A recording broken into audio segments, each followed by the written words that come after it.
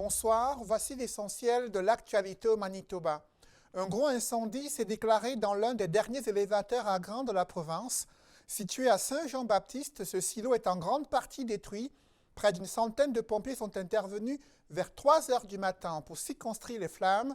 Aucune perte en vie humaine n'a été signalée, mais la communauté est choquée d'assister à la disparition d'une page de l'histoire agricole de la province. Mario De Titio et Adam Edaoui. Le paysage ne sera plus jamais le même à Saint-Jean-Baptiste. L'incendie au silo à grains a été déclaré aux petites heures du matin samedi. Devant l'ampleur du brasier, certains résidents des alentours ont dû évacuer leur demeure et d'autres ont eu l'avis d'être prêts à partir si nécessaire. Ouais, à 3 heures du matin, je m'ai réveillée.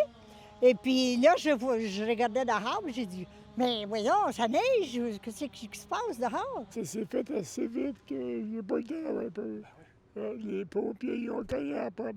Ils ont dû sortir, faire scorer. Une centaine de pompiers provenant de 8 services d'incendie des régions avoisinantes ont été dépêchés pour combattre les flammes. On ne peut pas dire assez pour les pompiers, le travaux qu'ils ont fait. Le résultat, quelques heures plus tard, une tonne de débris toujours fumant, beaucoup de nettoyage à faire, mais plus de peur que de mal, personne n'a été blessé. Je suis tellement content que ma maison n'est pas brûlée. Autrefois un symbole des prairies, les élévateurs à grains se font de plus en plus rares en province. Pour les gens qui habitent Saint-Jean-Baptiste depuis longtemps, c'est toute une portion de leur histoire qui vient de disparaître en fumée aujourd'hui. Pour la communauté, c'est une tragédie, il n'y a pas de question. C'est un élévateur qui existe depuis beaucoup d'années. Ça fait partie de notre communauté, alors c'est triste. Il n'y a pas de question. Construit en 1949, le silo a été une pierre angulaire de la communauté et était encore utilisé jusqu'à aujourd'hui pour le stockage et le transport de grains. Moins de 24 heures après l'incendie, les autorités ne connaissent pas encore la cause du feu. Ici Mario De Titio, Radio-Canada, à Saint-Jean-Baptiste. Parlons à présent de la clinique du dépistage du cancer de la bouche qui a reçu ce samedi de nombreux visiteurs au centre commercial Garden City. Les examens sont effectués par des experts de l'Association dentaire du Manitoba et la Fondation Never Alone Cancer. Grâce à un simple dépistage indolore, il est possible de traiter cette maladie. La consommation du tabac continue d'être un facteur de risque majeur. Les experts préviennent que ce n'est pas une maladie rare et estiment que plus de 5000 personnes recevront un diagnostic à travers le pays. Quand je fais un examen, on peut voir sur la face, dans le cou, on peut voir s'il y a des bosses ou des bobos qui nous inquiètent un peu, quelque chose qui paraît comme si ce n'est pas en train de guérir.